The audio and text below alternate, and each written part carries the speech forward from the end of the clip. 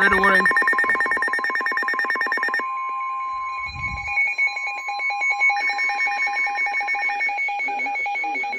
In St. Louis has issued a tornado warning for northwestern southeastern Warren County until 2:15 a.m. At 1:45 a.m., a severe thunderstorm capable of producing a tornado is located 5 miles north of Gerald, or 11 miles southwest of New Haven, moving northeast at 55 miles per hour. Expected hazards include tornado. This is a radar-indicated threat.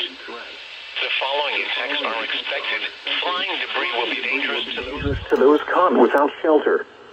Mobile homes will be damaged or destroyed. Damage to roofs. Vehicles will occur. Tree damage is likely. Locations impacted include Washington, New Haven, Gerald, Marthasville, Trelor, Dutzo, Lyon, and Holstein. Move to an interior room on the lowest floor of a well-built building away from windows.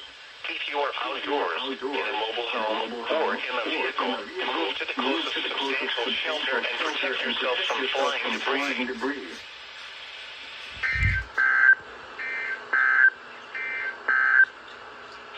At 1 a.m. at Lambert's Field, it was partly